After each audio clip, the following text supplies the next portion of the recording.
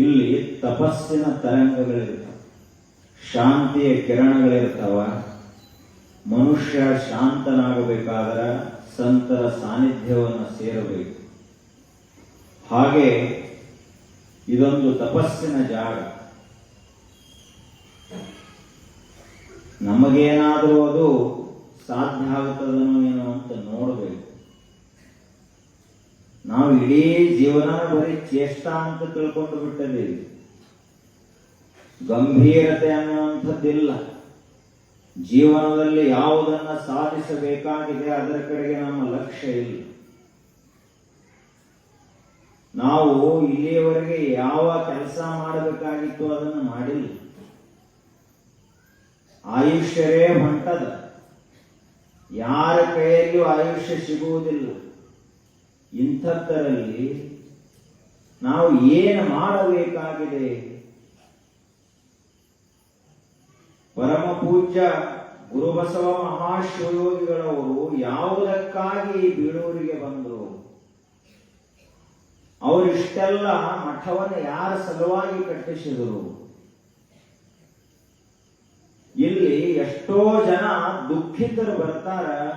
ಅವರ ದುಃಖ ಕಡಿಮೆ ಆಗಬೇಕು, ಅವರೆಲ್ಲ ನಕ್ಕೋತಿ ಮಠದಿಂದ ಹೋಗಬೇಕು ಅಂತ ಈ ಮಠ ಕಟ್ಟಿಸಿದರು.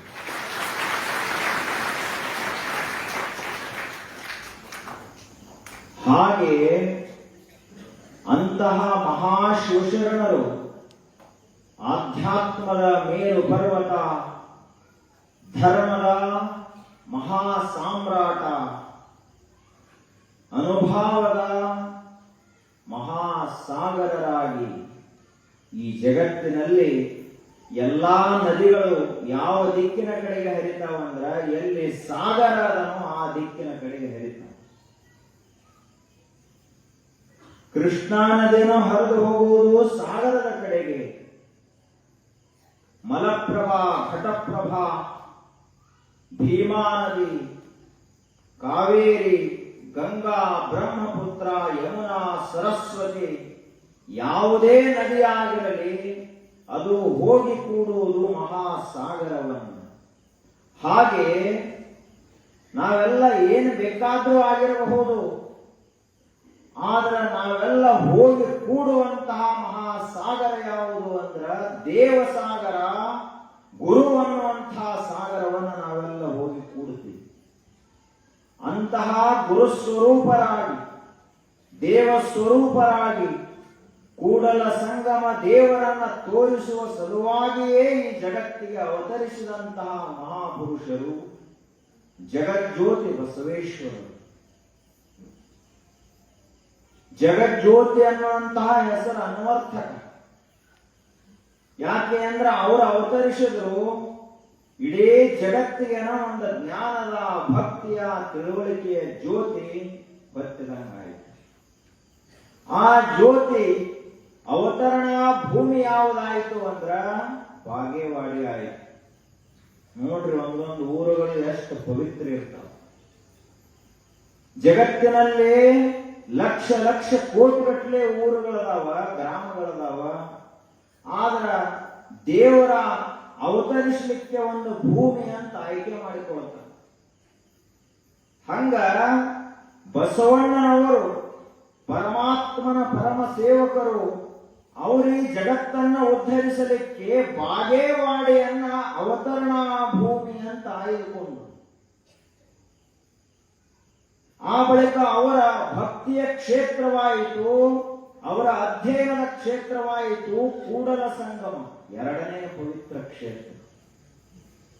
ಅಲ್ಲಿಂದ ಬಸವಣ್ಣನವರ ಅನುಭವ ಆಧ್ಯಾತ್ಮದ ಎತ್ತರ ಮಹಾಪರ್ವತದಷ್ಟು ಬೆಳೆಯಿತು, ಹಿಮಾಲಯದಷ್ಟು ಬೆಳೆಯಿತು. ಇಡೀ ಜಗತ್ತಿನ ಎಲ್ಲಾ ಮೂಲೆ ಮೂಲೆಗಳಿಂದಲೂ ಶಿವಶರಣರ ದಿಕ್ಕಿನತ್ತ ಹರಿದು ಬಂದರು. ಅದು ಬಸವ ಕಲ್ಯಾಣವಾಗಿ ಮಾಡಲ್ಪಟ್ಟಿದ್ದು. ಅದು ಒಂದು ಪವಿತ್ರ ಕ್ಷೇತ್ರ. ಅಕಸ್ಮಾತ್ ಏನಾದರೂ ನಿಮ್ಮ ಊರ ಈ ಬೀಳೂರದ, ಬರೇ ಬೀಳೂರಂದ್ರೆ ಯಾರೂ ಅಷ್ಟು ಗಮನ ಕೊಡುವುದಿಲ್ಲ, ಅಷ್ಟು ಭಕ್ತಿ ಭಾವ ಬರುವುದಿಲ್ಲ. ಕಾಲಭೈರವನಾಥ ನೆಲೆಸಿದಂತಹ ಬೀಳೂರು ಅಂದ್ರೆ ಎಲ್ಲರೂ ಕೈ ಮುಗಿತು. ಯಾಕೆ ಅಂದ್ರೆ ಅದೊಂದು ಕ್ಷೇತ್ರವಾಯಿತು. ಹಾಗೆಯೇ ಗುರುಬಸವ ಮಹಾಶಿವಯೋಗಿಗಳವರ ಮಹಾವಿರಕ್ತ ಮಠ ಯಾವ ಊರೊಳಗದಲ್ಲ ಅಂತಹ ಬೀಳೂರು ಅಂದ್ರ ಇಡೀ ಜಗತ್ತಿನ ಜನನ ಕೈ ಮುಗಿದು ನಮಸ್ಕಾರ ಮಾಡ್ತಾರೆ. ಇದು ಕ್ಷೇತ್ರ. ಊರುಗಳು ಬಹಳ ಅದಾವು, ಆದ್ರೆ ಪವಿತ್ರವಾದಂತಹ ಊರುಗಳು ಕೆಲವದಾವು. ಹಂಗ ಬಾಗೇವಾಡಿ ಇದು ಬಸವಣ್ಣನವರು ಜನಿಸಿದಂತಹ ಪರಮ ಪವಿತ್ರ ಕ್ಷೇತ್ರ. ಜನನೇ ಕೃತಾರ್ಥ, ಜನ್ಮಭೂಮಿ ಕೃತಾರ್ಥ, ವಸುಂಧರಾ ಪುಣ್ಯವತೀಚತೇನ. ಒಂದು ಮಾತನ್ನ ಹೇಳ್ತಾರೆ ಸಂಸ್ಕೃತದಲ್ಲಿ. ಯಾವ ತಾಯಿ ಪವಿತ್ರ ಅಂದ್ರೆ ಯಾವ ತಾಯಿಯ ಉದರದಿಂದ ಒಬ್ಬ ಜಗಜ್ಯೋತಿ ಹುಟ್ಟಿದನೋ ಅಂತಹ ತಾಯಿ ಪವಿತ್ರ ಈ ಜಗತ್ತಿನಲ್ಲಿ. ಜನನೇ ಕೃತಾರ್ಥ. ತಾಯಂದ್ರೆ ಎಂಥವರಿರಬೇಕು ಅಂದ್ರೆ ಛತ್ರಪತಿ ಶಿವಾಜಿ ಮಹಾರಾಜನಂತಹ ಒಬ್ಬ ಶೂರನಿಗೆ ಜನ್ಮ ಕೊಡಬೇಕು.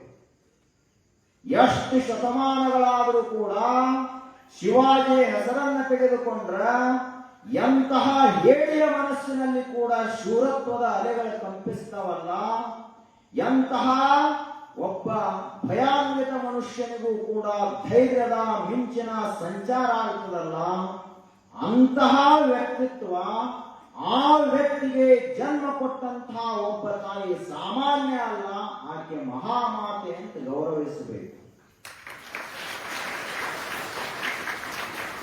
ಜನನೇ ಕೃತಾರ್ಥ, ಜನ್ಮಭೂಮಿ ಕೃತಾರ್ಥ. ಎಲ್ಲಿ ಹುಟ್ಟುತ್ತಾರಲ್ಲ ಮಹಾತ್ಮರು, ಆ ಜನ್ಮಭೂಮಿ ಅಷ್ಟೇ ಪವಿತ್ರ. ಅಷ್ಟೇ ಅಲ್ಲದೆ ಬರೇ ಆ ಒಂದು ಪ್ರದೇಶ ಅಷ್ಟೇ ಪವಿತ್ರ ಆಗುವುದಿಲ್ಲ, ವಸುಂಧರಾ ಪುಣ್ಯವತೀಚತೇನ. ಸಮಸ್ತ ಜಗತ್ತೇ ಪವಿತ್ರವಾಗುತ್ತದೆ ಒಬ್ಬ ಜಗಜ್ಯೋತಿ ಬಸವಣ್ಣನವರು ಅವತರಿಸುವುದರಿಂದ. ಅಂತಹ ಬಸವಣ್ಣನವರು ಬಾಗೇವಾಡಿಯಲ್ಲಿ ಜನಿಸಿದರು. ಅವರ ತಂದೆ ಮಾದರಸ ಅಂದ್ರ ಅಲ್ಲಿಯ ಅಗ್ರಹಾರದ ಮುಖ್ಯಸ್ಥನಾಗಿದ್ದ. ಶೈವಿ ಲಿಂಗಿ ಬ್ರಾಹ್ಮಣ ಮನೆತನದಲ್ಲಿ ಹುಟ್ಟಿದಂಥವರು ಬಸವಣ್ಣನವರು. ಅವರ ತಾಯಿಯ ಹೆಸರು ಮಾದಲಾಂಬಿಕೆ. ತಾಯಿಯ ಊರ ಇಂಗಳೇಶ್ವರ. ಇಂಗಳೇಶ್ವರದಲ್ಲಿ ಬಸವಣ್ಣನವರು ಜನಿಸಿದ್ರು. ಬಾಗೇವಾಡಿನೂ ಪವಿತ್ರ ಆಯ್ತು, ಇಂಗಳೇಶ್ವರ ಪವಿತ್ರ ಆಯ್ತು. ಆ ನಂತರ ಹುಟ್ಟುತ್ತಲೇ ಮಹಾ ಸಾಮರ್ಥ್ಯಶಾಲಿಗಳಾಗಿದ್ದ ಬಸವಣ್ಣನವರು ಬೆಳೀತಾ ಬೆಳೀತಾ ಹೋದು 8-10 ವರ್ಷ ಆಗಿರಬೇಕು. ಅವಾಗ ಬ್ರಾಹ್ಮಣರ ರೀತಿ ಸಂಪ್ರದಾಯದ ಪ್ರಕಾರ ಉಪನಯನ ಸಂಸ್ಕಾರ ಮಾಡುವಂತಹ ಸಮಯವಂತ. ಲಿಂಗಾಯತ ಸಂಪ್ರದಾಯದಲ್ಲಿ ಲಿಂಗ ದೀಕ್ಷಾ ಪದ್ಧತಿ ಅದ. ನೀವು ಯಾರ್ಯಾರು ದೀಕ್ಷಾ ತಗೊಂಡಿಲ್ಲ ಅವರೆಲ್ಲ ದೀಕ್ಷಾ ತಗೋಬೇಕು. ಅಷ್ಟೇ ಅಲ್ಲದೆ ಈ ಲಿಂಗಾಯತ ಸಂಪ್ರದಾಯದಲ್ಲಿ ಇನ್ನೊಂದು ವಿಶಿಷ್ಟ ಪರಂಪರೆ ಅದ. ಹುಟ್ಟಿದ ಬಳಿಕ ಹುಡುಗನಿಗೆ ದೀಕ್ಷಾ ಮಾಡೋದೇನು ದೊಡ್ಡದಲ್ಲ, ಆ ಮಗು ಇನ್ನೂ ಗರ್ಭದಲ್ಲೇ ಇರಬೇಕು, ಅವಾಗಲೇ ತಾಯಿಗೆ ಗರ್ಭಲಿಂಗ ದೀಕ್ಷೆ ಅಂತ ತಾಯಿಗೆನ ದೀಕ್ಷಾ ಕೊಟ್ಟು ಬಿಡ್ತಾರ. ಇಷ್ಟು ವಿಶಿಷ್ಟ ಪರಂಪರೆ.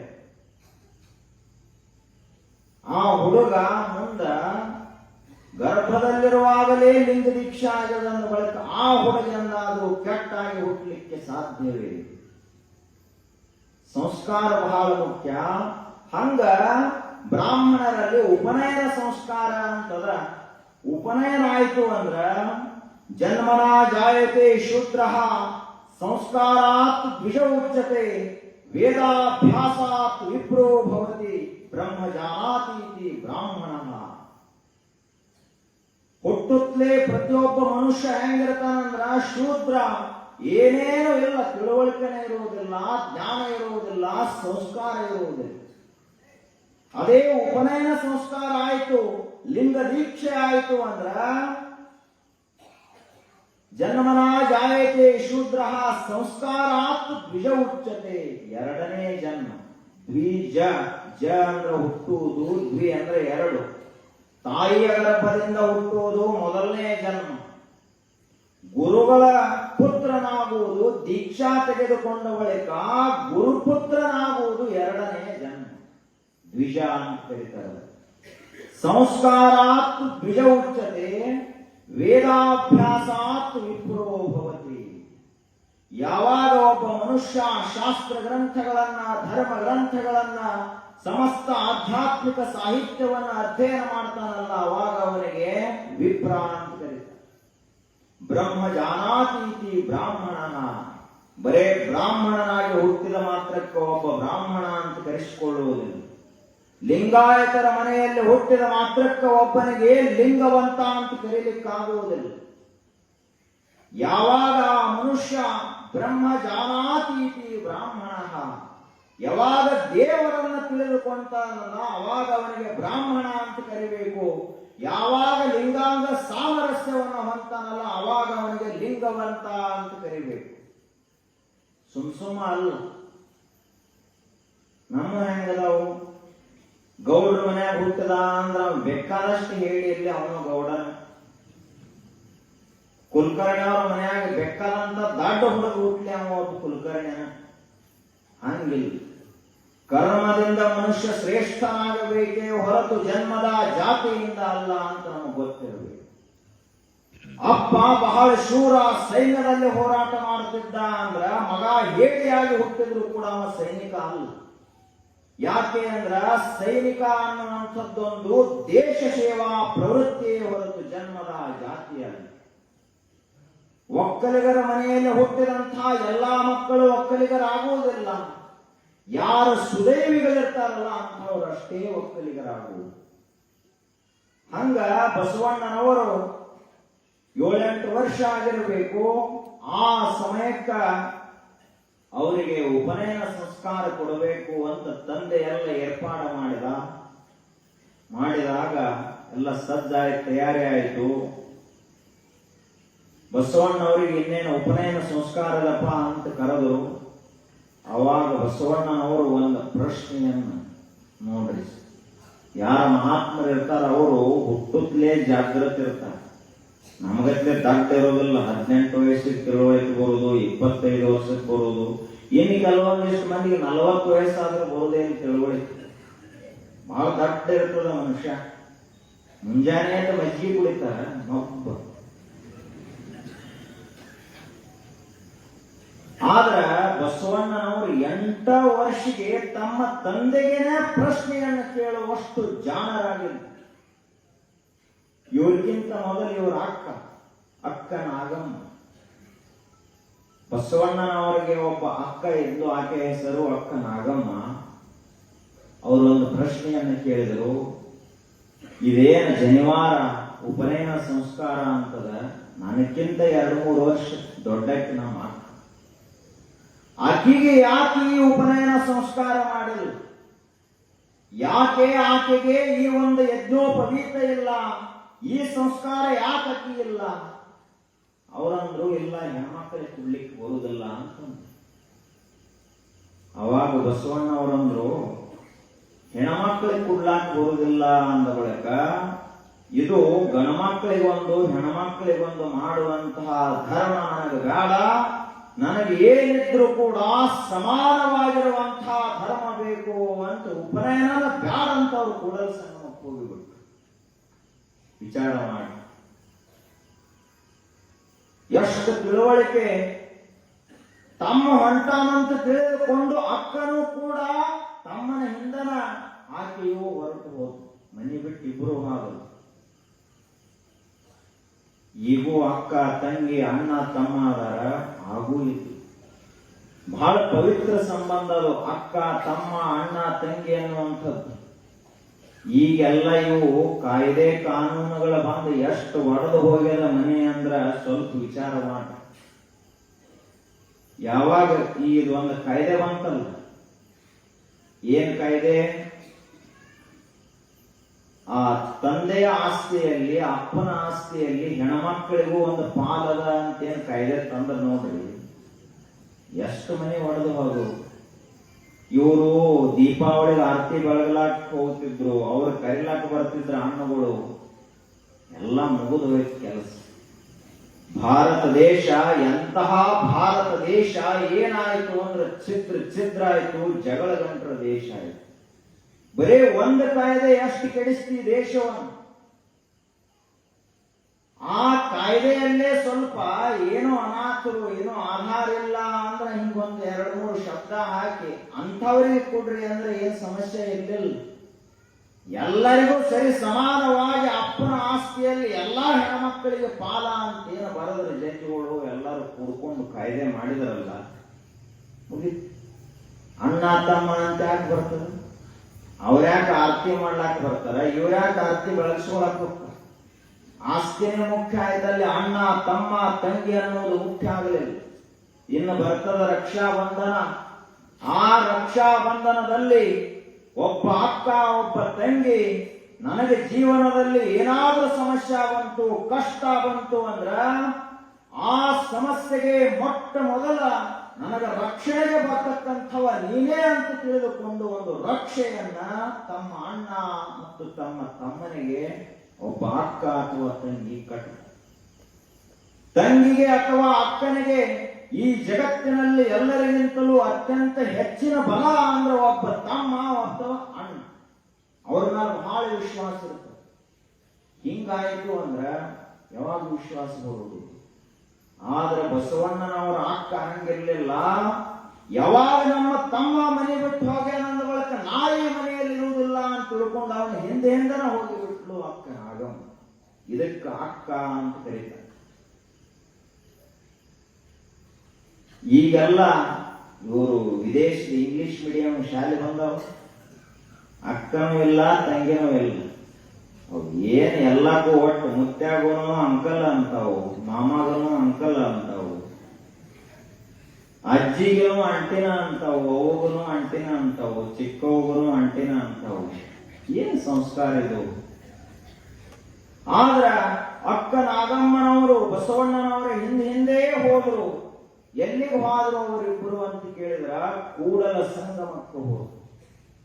ಯಾಕೆ ಅಂದ್ರೆ ಕೂಡಲ ಸಂಗಮ ಅಂದ್ರೆ ಸಾಮಾನ್ಯ ಕ್ಷೇತ್ರ ಅಲ್ಲ. ಒಂದು ತನಗೆಲ್ಲ ಗೊತ್ತಿರಬೇಕು, ಎಲ್ಲಿ 3 ಹಳ್ಳಗಳು ಕೂಡ್ತಾವು ಅದು ಒಂದು ಕೂಡಲ ಆಗುತ್ತದೆ. ಎಲ್ಲಿ 3 ಹೊಳೆಗಳು ಕೂಡ್ತಾವಲ್ಲ ಅದು ಒಂದು ಕೂಡಲವಾಗುತ್ತದೆ. ಅಲ್ಲಿ ಪರಮಾತ್ಮನ ವಾಸಸ್ಥಾನ ಇರುತ್ತೆ, ಅದೊಂದು ಕ್ಷೇತ್ರವಾಗುತ್ತದೆ. ಆಗ ಕೂಡಲ ಸಂಗಮಕ್ಕೆ ಇವರು ಹೋದ್ರು. ಅಲ್ಲಿ ಜಾತವೇದ ಮುನಿಗಳು ಅಂತಿದ್ರು. ಅವರ ಆಸ್ಥಾನದಲ್ಲಿ ಅವರ ಸಾನ್ನಿಧ್ಯದಲ್ಲಿ ಗುರುಕುಲದಲ್ಲಿದ್ದುಕೊಂಡು ಎಲ್ಲಾ ಶಾಸ್ತ್ರಗಳನ್ನ ಬಸವಣ್ಣನವರು ಅಭ್ಯಾಸ ಮಾಡಿದರು. ಅಲ್ಲಿಂದ ಮಂಗಳ ವೇಳೆಗೆ ಬಂದರು. ಮಂಗಳ ವೇಳೆಯಿಂದ ಕಲ್ಯಾಣಕ್ಕೆ ಹೋದರು. ಮಂಗಳ ವೇಳೆಗೆ ಬಂದಾಗ ಅವರ ವಿವಾಹ ಆಯಿತು. ಆ ನಂತರ ಬಿಜ್ಜಳನ ಆಸ್ಥಾನಕ್ಕೆ ಹೋಗಿ ಪ್ರಧಾನಮಂತ್ರಿ ಆದ ಬಸವಣ್ಣ. ಅಷ್ಟೇ ಅಲ್ಲದೆ ಬಸವಣ್ಣನವರು ಇದೆಲ್ಲ ಹೊರಗಿನ ಬದಲಾವಣೆ ಆದ್ರ ಅವರ ಮನಸ್ಸು ಹೆಂಗಿತ್ತು? ಬಸವಣ್ಣವರ ಮನಸ್ಸು ಅಂದ್ರ ಹೇಳ್ತಾರ ಅವರು, ಬ್ರಹ್ಮ ಪದವಿಯನ್ನು ಒಲ್ಲೆ, ವಿಷ್ಣು ಪದವಿಯನ್ನು ಒಲ್ಲೆ, ರುದ್ರ ಪದವಿಯನ್ನು ಒಲ್ಲೆನಯ್ಯ, ನಾನು ಮತ್ತಾವ ಪದವಿಯನ್ನು ಒಲ್ಲೆನಯ್ಯ, ನಿಮ್ಮ ಸದ್ಭಕ್ತರ ಪಾದವನ್ನು ಅರಿದಿಪ್ಪ ಮಹಾ ಪದವಿಯನ್ನೇ ಕರುಣಿಸಯ್ಯ ಅಂತ ಬೇಡ್ಕೊಂಡು, ನನಗೇನ ಬ್ರಹ್ಮನ ಸ್ಥಾನನೂ ಬೇಡ, ರುದ್ರನ ಸ್ಥಾನ ಬೇಡ, ವಿಷ್ಣುವಿನ ಜಾಗ ಬೇಡ, ನನಗೇನಾದರೂ ನೀನು ಕೊಡೋದೇ ಆಗಿದ್ರೆ ದೇವರೇ ನಿಮ್ಮ ಶಿವಶರಣರ ಪದವನ್ನು ಕೊಟ್ಟು ಬಿಡು, ಅಷ್ಟು ಸಾಕು ಅಂತ ಬೇಡ್ಕೊಂಡು. ಅವರಿಗೆ ನಮಗೆ ಎಷ್ಟು ವ್ಯತ್ಯಾಸದ ವಿಚಾರ ಮಾಡೋಣ. ಎಷ್ಟು ಹೋರಾಟ ಮಾಡ್ತಾರ. ಬರೇ ಒಂದು ಗ್ರಾಮ ಪಂಚಾಯತಿ ಸದಸ್ಯ ಆಗ್ಲಕ್ ಎಷ್ಟು ಹೋರಾಟ. MLA ಆಗಬೇಕಂದ್ರೆ 100 ಕೋಟಿ ಖರ್ಚು ಮಾಡಬೇಕು, ಅಷ್ಟು ಹೋರಾಟ ಮಾಡಬೇಕಾಗ್ತದೆ. ಆದ್ರ ಬಸವಣ್ಣನವರಿಗೆ ದೇವರ ಒಲದು ನಿನಗೆ ಏನು ಬೇಕಪ್ಪ ಬೇಡ ಅಂತ ಕೇಳಿದ್ರೆ ಬಸವಣ್ಣವ್ರು ಏನಂದ್ರು? ನನಗೆ ಏನೇನು ಬೇಡ, ಬರೀ ಶರಣರ ಸಂಘವನ್ನು ಕೊಡು ಸಾಕು ಅಂತ ಬಸವಣ್ಣವರು ಕೇಳ್ಕೊಂಡು.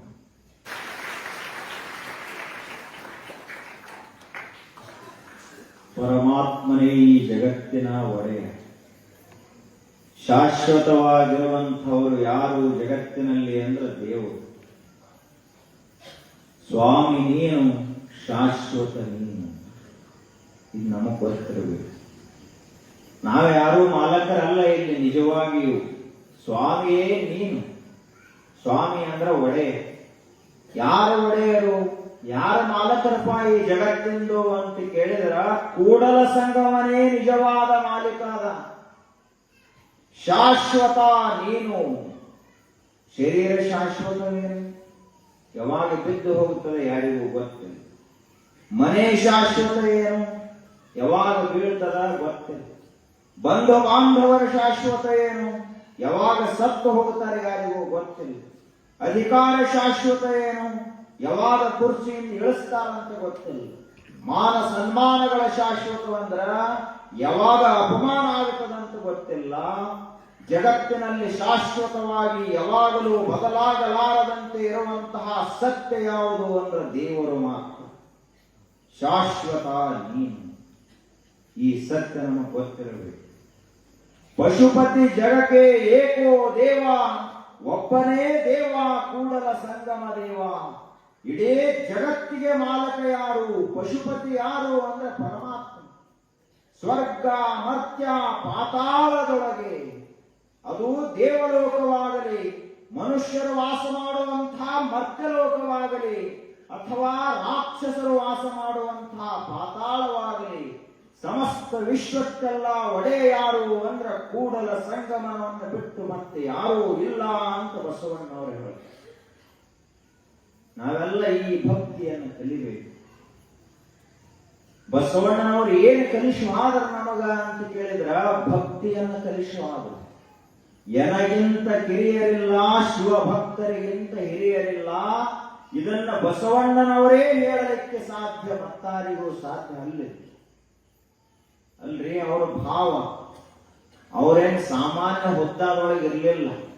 ಪ್ರಧಾನಮಂತ್ರಿ ಆಗಿದ್ರು. ಬಿಜ್ಜಳನ ಆಸ್ಥಾನದಲ್ಲಿ ಇಡೀ ರೊಕ್ಕದ ತಿಜೋರಿ ಕಿಲಿಕೈ ಅವರ ಕೈಯೊಳಗೆ.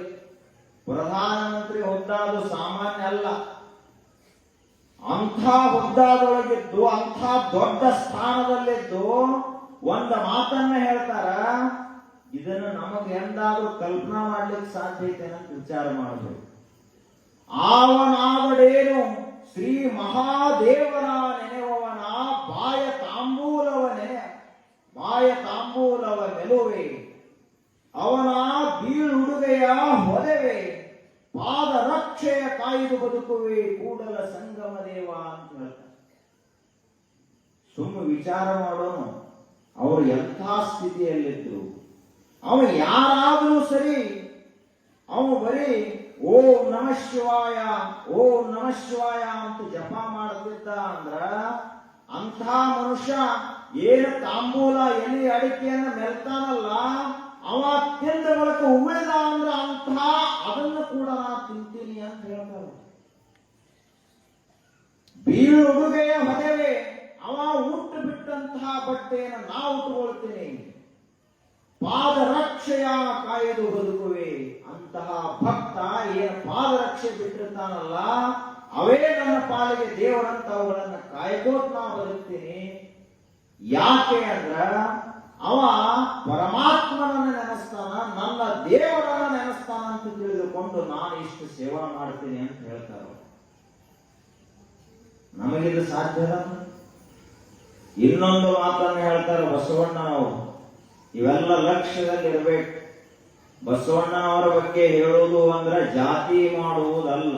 ಜಾತಿಯನ್ನ ಮೀರಿ ಬರುವಂಥವರಿಗೆ ಮಾತ್ರ ಬಸವ ಧರ್ಮದಲ್ಲಿ ಪ್ರವೇಶ ಅಲ್ಲ.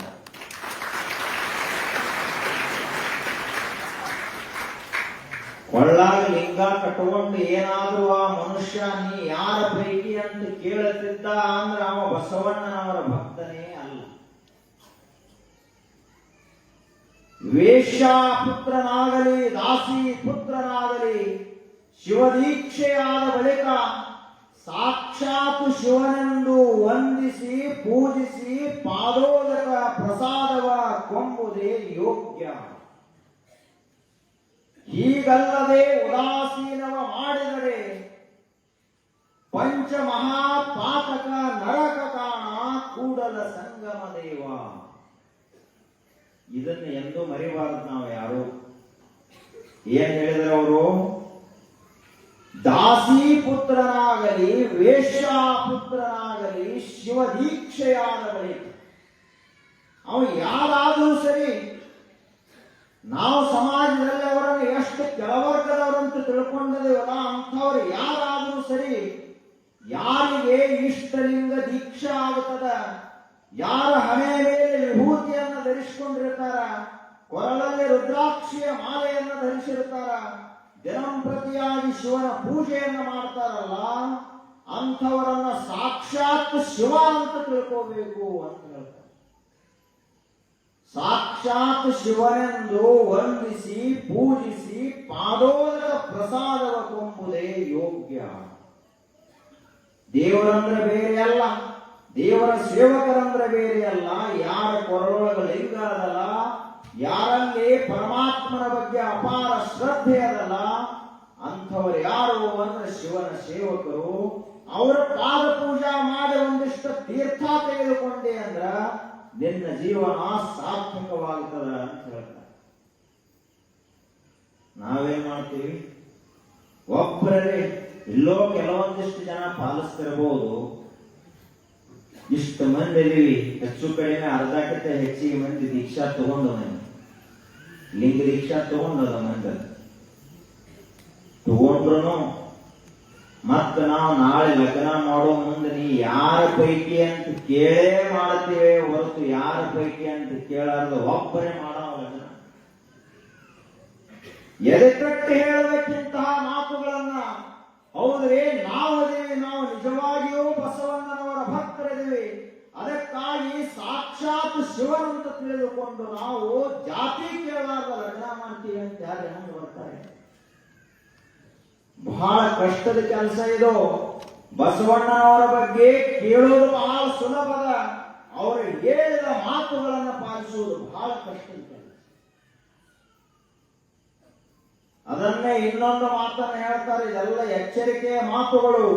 ಬಸವಣ್ಣನವರು ಅಂದ್ರೆ ಒಂದು ತತ್ವ, ಬಸವಣ್ಣನವರು ಅಂದ್ರೆ ಒಂದು ವಿಚಾರ, ಬಸವಣ್ಣನವರು ಅಂದ್ರೆ ಧರ್ಮ. ಅವರು ತಮ್ಮ ಒಂದು ವಚನದಲ್ಲಿ ಹೇಳ್ತಾರೆ, ಇದನ್ನಾದ್ರೂ ನಮಗೆ ಪಾಲಿಸ್ಲಕ್ ಆಗತ್ತೋ ಇಲ್ಲೋ ಅಂತ ನೋಡಬೇಕು. ಏನ್ ಹೇಳ್ತಾರೆ ಅವರು? ಹರಿವ ಹಾವಿಗೆ ಅಂಜೆ, ಉರಿಯ ನಾಲಗೆಗೆ ಅಂಜೆ, ಸುರಗಿಯ ಮನೆಗೆ ಅಂಜೆ, ಒಂದ ಕಂಜುವೆ ಒಂದ ಕಳುಕುವೆ, ಪರಧನ ಪರಸ್ತ್ರೀ ಎಂಬ ಜೂಬಿಂಗೆ ಅಂಜುವೆ, ಮುನ್ನಂಜದ ರಾವಣನೇ ವಿಧಿಯಾದ ಅಂಜುವೆನಯ್ಯ ಕೂಡಲ ಸಂಗಮ ದೇವ. ಅವ್ರು ಹೇಳ್ತಾರ, ಒಂದು ದೊಡ್ಡ ಘಟಸರ್ಪಾದ ಅಂತ ಇಟ್ಟುಕೊಳ್ಳೋನು, ದೊಡ್ಡ ನಾಗರ ಹಾವ,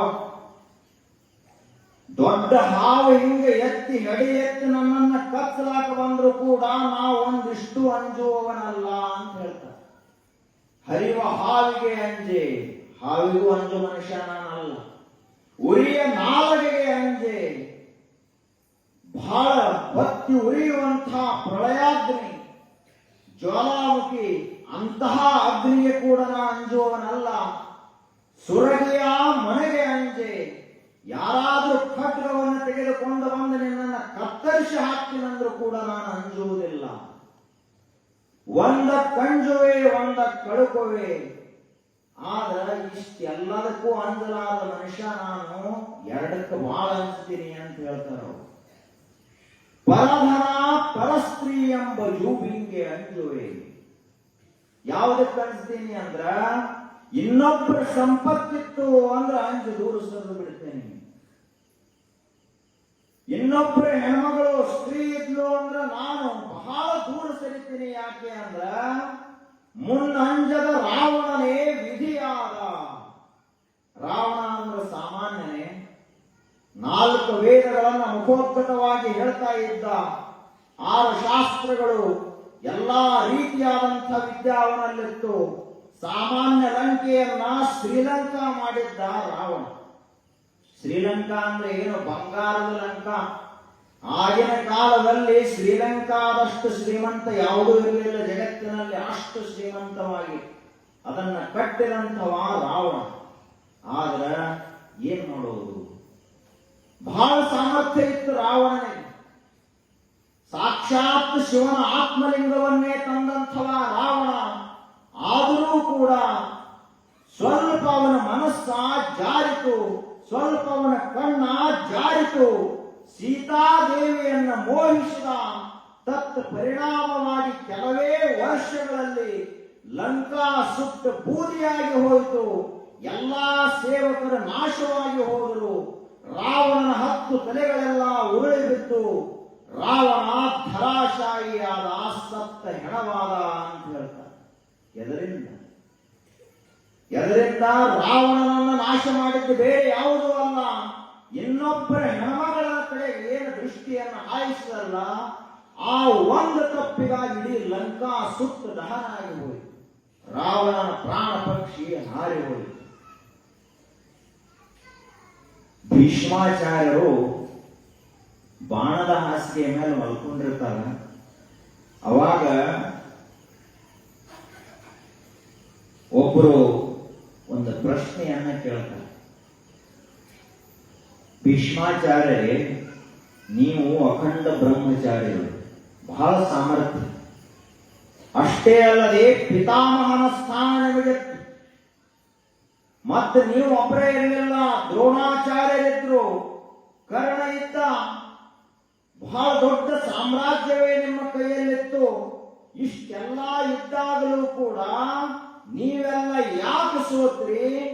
ಕುರುವಂಶ ನಷ್ಟದ ಹಾದಿಯನ್ನ ಯಾಕೆ ಹಿಡಿತ್ತು? ಮಹಾಭಾರತ ಯುದ್ಧ ಯಾಕಾಯಿತು ಅಂತ ಪ್ರಶ್ನೆಯನ್ನ ಕೇಳಿದರು ಭೀಷ್ಮಾಚಾರ್ಯರು. ಭೀಷ್ಮಾಚಾರ್ಯರ ಸಾಮಾನ್ಯ ಇರಲಿಲ್ಲ, ಧರ್ಮದ ಹಿರಿಯ. ಪಿತಾಮಹ ಅಂದ್ರ ಮುತ್ತಜ್ಜ.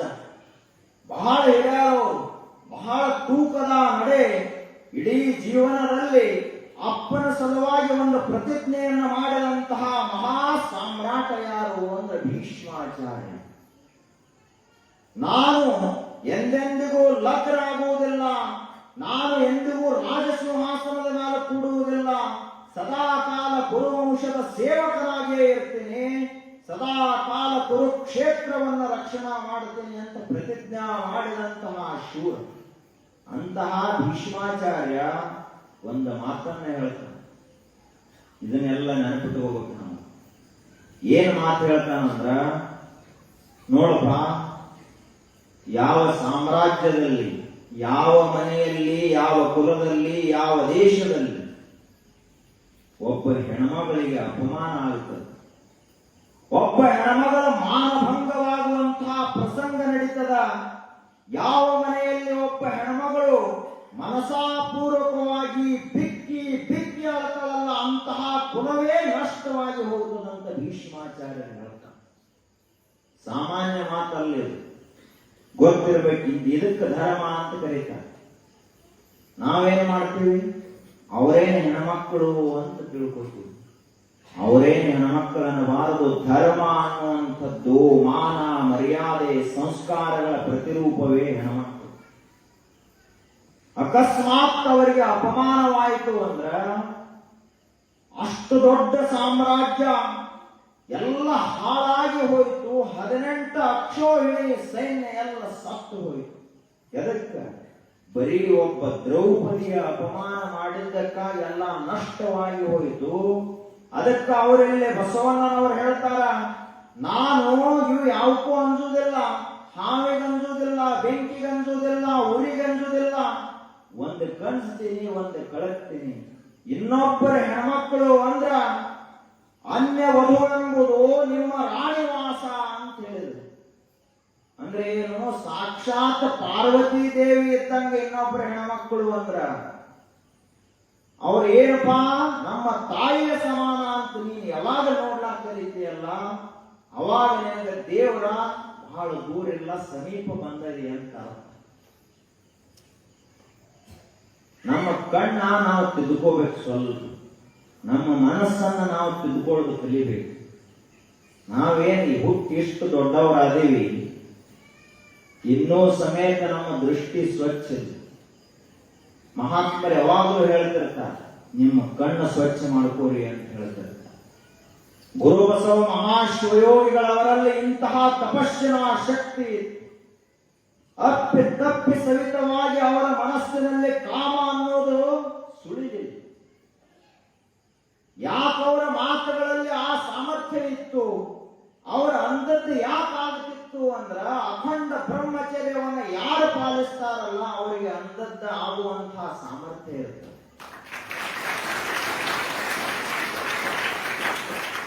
ಅದಕ್ಕ ನಾವು ಜಗಳಾಡಿದ್ರು ನಮ್ಮ ಸಮಾನರೊಂದಿಗೆ ಜಗಳಾಡಬೇಕು. ತಪಸ್ವಿಗಳ ಜೊತೆಗೆ ಅಖಂಡ ಬ್ರಹ್ಮಚರ್ಯ ವ್ರತವನ್ನ ಪಾಲಿಸುವಂತಹ ಬ್ರಹ್ಮಚರ್ಯ ವ್ರತನಿಷ್ಠರ ಜೊತೆಗೆ, ಸನ್ಯಾಸಿಗಳ ಜೊತೆಗೆ, ಅಂತಹ ತ್ಯಾಗಿಗಳು, ಯೋಗಿಗಳು ಕಾಮವನ್ನ ಸುಟ್ಟು ಹೋಮವನ್ನ ಅರುಹಿ ತ್ರಿಪುರ ಸಂಹಾರದ ಕೀಲ ಬಲ್ಲಡೆ ಅಂತ ಹೇಳಿದರಲ್ಲ, ಆ ಸ್ಥಿತಿಯಲ್ಲಿ ನಿಂತಹ ಒಬ್ಬ ಯೋಗಿಯನ್ನ ಕೆಣಕಬಾರದು. ನಮಗೇನೋ ಅನಿಸ್ತಿರ್ಬೋದು, ಆದ್ರ ಗುರು ಬಸವ ಮಹಾಶಿವಯೋಗಿಗಳವರಲ್ಲಿ ಅಂತಹ ತಪಸ್ಸಿನ ಶಕ್ತಿ ಇದೆ. ಜಗತ್ತೇನು ಹೊತ್ಸದ, ಯಾರೋ ದಾಟ್ರಿಯಲ್ಲಿ ನಾವು ಬಹಳ ಶಾಣಾದೇವಿ, ಎಲ್ಲಿ ತಾಕತ್ತಿರ್ತದ ಅಲ್ಲಿ ತಲೆ ಬಾಗ್ತೀವಿ. ಭೈರವನಾಥನಿಗೆ ಯಾಕೆ ಹೋಗುತ್ತೀವಿ ಬಹಳ ಅಂತ ಹೇಳಿದ್ರು ನಮ್ಮ ಅಜ್ಜಾರ. ಜಾತ್ರೆಗೆ ಯಾರ್ಯಾರ ಗದ್ದ ಮಾಡಿದ್ರು ಅಂದ್ರೆ ಮುಂದಿನ ವರ್ಷ ಅವನ ಜಾತ್ರೆನ ನೋಡುದಿಲ್ಲ ಅಂತ ಹೇಳಿದ್ರು.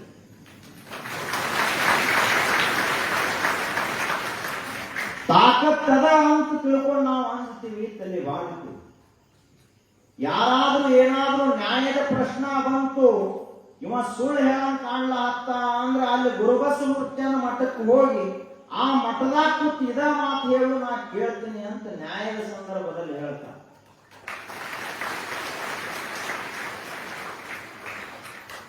ಅವರಲ್ಲಿ ಆ ಸಾಮರ್ಥ್ಯ ಇತ್ತು.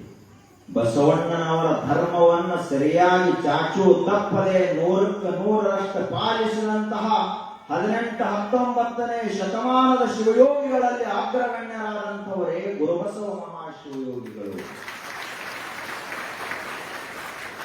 ಪಾಲಿಸಬೇಕಲ್ಲಿ ವಚನೆಯ ಸಾವಿರಾರು ಕಂಠಪಾಠ ಹೇಳಬಹುದು. ಗಿಳಿ ಹೇಳಿದಾನೆ, ಆಡದೆ ನವಿಲು ಹಾಡದೆ ತಂತಿ ತ್ರಿವಿಧ ದಾಸೋಹವೆಲ್ಲದನ್ನಕ್ಕ ಅಂತ ಹೇಳ್ತಾರೆ. ಏನು ಒಂದು ತಂತಿ ಹಾಡ್ತದ, ಹಾಡಿದವ ಬಹಳ ದೊಡ್ಡವನಲ್ಲ. ಮಾತೇನು ನಾವು ಆಡುವುದೇನು ಗಿಳಿ ಮಾತನಾಡ್ತದ, ಆದ್ರ ಹಂಗ ಪಾಲಿಸೋರು ಬೇಕಲ್ಲ. ಬಸವಣ್ಣನವರು ಅದನ್ನೆಲ್ಲ ಪರಿಪಾಲಿಸಿದಂಥವ್ರು. ಬಸವಣ್ಣನವರ ಮನಸ್ಸು ಅಂದ್ರೆ ಅತ್ಯಂತ ಸ್ವಚ್ಛ. ನಮಗೂ ಕೂಡ ಬಹಳ ಮಂದಿ ಕೇಳ್ತಾರೆ ಏನಂತ ಹೇಳಿ, ಇಲ್ರಿ ನಾವು ದಿನ ಪೂಜಾ ಮಾಡ್ತೀವಿ, ದೇವರ ಒಲಿಯವಲ್ಲ,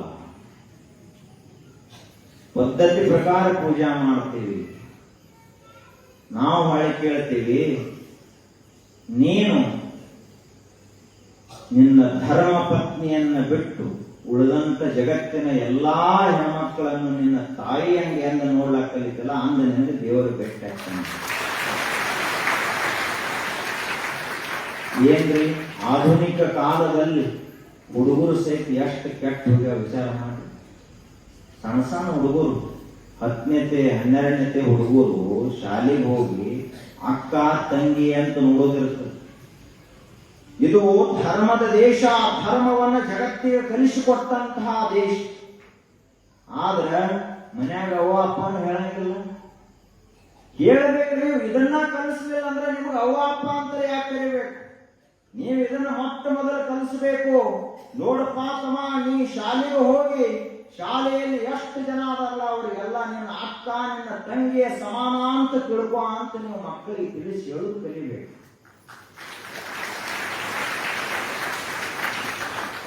ಏನವು ಪ್ರೇಮಿಗಳ ದಿನಾಚರಣೆ ಮಾಡ್ಲತ್ತಾರ, ಭಾರತ ದೇಶದಲ್ಲಿ ವ್ಯಾಲೆಂಟೈನ್ಸ್ ಡೇ ಮಾಡ್ಲತ್ತಾರ. ಇದಕ್ಕಿಂತ ದೊಡ್ಡ ದುರ್ಭಾಗ್ಯ ಇನ್ನೇನು? ಯಾವ ದೇಶದಲ್ಲಿ ನಾವು ಎಲ್ಲರನ್ನೂ ಸಾಕ್ಷಾತ್ ಆದಿಶಕ್ತಿಯ ಸ್ವರೂಪ ಅಂತ ತಿಳ್ಕೊಳ್ತೀವಿ, ಈ ದೇಶದಲ್ಲಿ ಧರ್ಮಸಮ್ಮತವಾಗಿ ಕೈ ಹಿಡಿದಂತಹ ಒಬ್ಬ ಸ್ತ್ರೀಯನ್ನ ಮಾತ್ರ ಅವ ಧರ್ಮ ಪತ್ನಿ ಅಂತ ತಿಳಿದುಕೊಳ್ಳಬೇಕು. ಅದು ಅಗ್ನಿ ಸಾಕ್ಷಿಯಾಗಿ ಪ್ರತಿಜ್ಞೆಯನ್ನು ಮಾಡ್ತಾನೆ. ತನ್ನ ತಂದೆ ತಾಯಿಗಳ ಪಾದ ಮುಟ್ಟಿ ಪ್ರತಿಜ್ಞೆ ಮಾಡ್ತಾನೆ.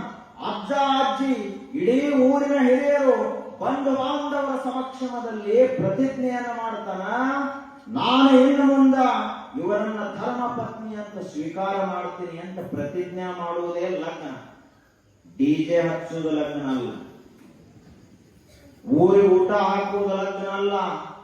ನೀವು 10,000 ಮಂದಿಯನ್ನು ಕೂಡಿಸ್ರಿ, ಈ ಪ್ರತಿಜ್ಞೆಯನ್ನ ಮರೆಯದೇ ಪಾಲಿಸಿದ್ರೆ ಮಾತ್ರ ಅದಕ್ಕೆ ಲಗ್ನ ಅಂತ ಕರೀತಾರೆ. ಎಲ್ಲರೂ ಮಾಡ್ಯಾರಿಲ್ಲ, ಅವರು ಏನೇನೋ ಪುರೋಹಿತರ ಮಂತ್ರ ಹೇಳ್ತಾರ, ನೀವು ಒಂದು ಒಟ್ಟು ಎಲ್ಲರೂ ಕೂಡಿ ಅಕ್ಕಿ ಕಾಳರೆ ಹೋಗಿಲಿ, ಹೂವರೆ ಹೋಗಿಲಿ, ಹೋಗೋದು ಉಂಡು ಹೋಗ್ಬಿಡ್ತಾರೆ, ಮುಗಿದು ಹೋಗ್ತಾರೆ. ಅದಕ್ಕ ಬಸವಣ್ಣನವರು ಇಂತಹ ತತ್ವ ಸಿದ್ಧಾಂತಗಳನ್ನು ನಮಗೆಲ್ಲ ಕಲಿಸಿಕೊಟ್ರು. ನಾವೆಲ್ಲರೂ ಕೂಡ ಈ ವಿರಕ್ತ ಮಠಕ್ಕೆ ಬಂದಿದ್ದೀವಿ ಅಂದ್ರ ಇಂಥ ಸ್ವಲ್ಪಾದರೂ ಸಂಸ್ಕಾರಗಳನ್ನು ಕಲಿಬೇಕು. ಬರೇ ಮಠಕ್ಕೆ ಬಂದೇವಿ, ಟೈಮ್ ಆತು, ಅವರು ಸಜ್ಜಕ ಅನ್ನ ಸಾರ ಮಾಡಿದ್ರು, ಹೊರಗೆ ಮಳೆನೂ ಹತ್ತು, ಒಂದ್ ತಾಟ್ ತಗೊಳ್ಳಲಿ 2 ತಾಟ್ ತಗೊಂಡಿವಿ, ಪ್ರಸಾದ ಆಯ್ತು, ಬಸವೇಶ್ವರ ಮಹಾರಾಜ್ ಕಿ ಜೈ ಅಂತ ಹೋಗಿಬಿಟ್ಟು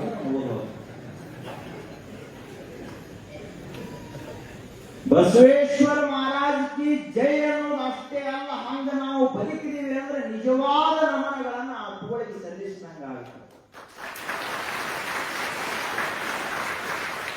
ಇವೆಲ್ಲ ಕಲಿಬೇಕು. ಇನ್ನು ಮುಂದೆ ಬರುವಂತಹ ದಿನಮಾನಗಳಲ್ಲಿ ಯಾರಾದ್ರೂ ಬೀಳೂರಿಗೆ ಬಂದು ನೋಡಿದ್ರ 12ನೇ ಶತಮಾನದಲ್ಲಿ ಏನು ಶೋಷಣರಿದ್ರಲ್ಲ ಅದನ್ನೆಲ್ಲ ನಿಮ್ಮಲ್ಲಿ ಕಾಣಬೇಕು. ಹಂಗೆ ನೀವೆಲ್ಲ ತಯಾರಾಗಬೇಕು. ಗುರುಬಸವ ಅಪ್ಪಗಳ ಹೆಸರು ಬಹಳ ದೊಡ್ಡದ, ಅದರ ತಕ್ಕಂಗ ನಾವು ತಯಾರಾಗಬೇಕಲ್ಲ. ಕುಸ್ತಿ ಕಲಿಸೋ ಮಾಸ್ತರ್ನ ಬಹಳ ತಯಾರಾಗದಾನ, ನಾವರೇ ಇನ್ನ ಬಾಳೆಕಾಯಿ ಕುಸ್ತಿ ಹೋಗಿಲಾಕ್ಸ ತಯಾರಿಲ್ಲ ಅಂದ್ರೆ ಪೈಲ್ವಾನ ಬಹಳ ಬಹಳ ದೊಡ್ಡ ಕೊಲ್ಲಾಪುರ ಪೈಲ್ವಾನ್, ಅವ್ರ ಕೈಯಾಗ ಎಂಥವ್ರು ತಯಾರಾಗ್ಯಾರ ಅಂದ್ರೆ ಹಿಂದ ಕೇಸರಿ ಎಂಥವ್ರು ತಯಾರಾಗ್ಯಾರ. ಆದ್ರೆ ಈಗ ನಾವು ಸದ್ಯ ನೋಡ್ಲಾಕ ಹೋದೀವಿ ಅಂದ್ರೆ ಬಾಳೆಕಾಯಿ ಕುಸ್ತಿ ಸಹಿತ ಹೋಗ್ಯಾವ್ರಿ. ಹಂಗಾಗದ ಗುರುಬಸವ ಅಪ್ಪಗಳ ಹೆಸರು ತಗೋತೀವಿ ಅಂದ್ರ ಈ ನಾಲಿಗೆಯ ಮೇಲೆ ಅವರ ಹೆಸರದ ಅಂದ್ರ, ನಮ್ಮೆಲ್ಲರ ಮನಸ್ಸಿನಲ್ಲಿ ಅವರ ಹೆಸರದ ಅಂದ್ರ ನಾವೆಲ್ಲರೂ ಕೂಡ ಅಷ್ಟು ಶುದ್ಧರಾಗಿರಬೇಕು, ಪ್ರಾಮಾಣಿಕರಾಗಿರಬೇಕು, ಚಾರಿತ್ರ್ಯವಂತರಾಗಿರಬೇಕು. ಈ ಮಠಕ್ಕೆ ಬರೋದಂದ್ರೆ ಸಾಮಾನ್ಯ ಕೆಲಸ ಅಲ್ಲದು. ಇಲ್ಲಿ ಬರೇ ನಮಗ ಮಠ ಅಂತ ಅಷ್ಟೇ ಕಾಣಿಸ್ತಿರಬಹುದು, ತಪಸ್ಸಿನ ಅಗ್ನಿ ಅದೇ. ಕಲ್ಲ ಮಣ್ಣಿಂದ ಅಲ್ಲದು ಮಠ ಅಂದ್ರ ಇಲ್ಲಿ ಸದಾಕಾಲ ಓಂ ನಮಃ ಶಿವಾಯ ಮಹಾಮಂತ್ರದ ಶಕ್ತಿಯ, ಓಂ ಶ್ರೀ ಗುರು ಬಸವಲಿಂಗಾಯ ನಮಃ ಅನ್ನುವಂತಹ ದಿವ್ಯ ಶಕ್ತಿಯ ವಾಸಸ್ಥಾನ. ಅದಕ್ಕ ಬಹಳ ಶಕ್ತಿಯದ. ತಾವೆಲ್ಲರೂ ಅಂತಹ ಶ್ರದ್ಧೆಯನ್ನು ಇಟ್ಟುಕೊಂಡು ಹೋಗ್ರಿ. ನಾವೆಲ್ಲರೂ ಕೂಡ ಬಸವಣ್ಣನವರ ತತ್ವ ಸಿದ್ಧಾಂತ ಆದರ್ಶಗಳನ್ನ ಸರಿಯಾಗಿ ಎಷ್ಟಾಕತ್ತೋ ಅಷ್ಟು. ಒಂದ ದಿವಸಕ್ಕೆ ಯಾರು 10ನೇತಿಗೆ ಹೋಗುವುದಿಲ್ಲ. 1ನೇತೆ ಮೊದಲು ಪಾಸ್ ಮಾಡೋಣ. ಇದು ಆಧ್ಯಾತ್ಮಿಕ 1ನೇತೆ 2ನೇತೆ ಆಧ್ಯಾತ್ಮದ ಸಾಲ. ಇಲ್ರಿ ನಾವು ಡಿಗ್ರಿ ಪಡೆದಿ ಹೊರಗೆ ಪಡೆದಿ ಅಧ್ಯಾತ್ಮದ ಪಡೆಯಬೇಕು. ಅದಕ್ಕ ಆ ರೀತಿಯಾದಂತಹ ದೃಷ್ಟಿಕೋನ, ಆ ರೀತಿಯಾದಂತಹ ಒಂದು ಸ್ವಚ್ಛ ಮನಸ್ಸನ್ನ ಗುರು ಬಸವ ಮಹಾಶಿವಗಳವರು ನಮ್ಮೆಲ್ಲರಿಗೂ ಕೊಟ್ಟು ಕರುಣಿಸಲಿ ಅಂತ ಪ್ರಾರ್ಥಿಸಿ 2 ನುಡಿಗಳು ಪೂಜ್ಯರ ದಿವ್ಯ ಪಾದ ಪದ್ಮಗಳಿಗೆ ಸಮರ್ಪಣೆ.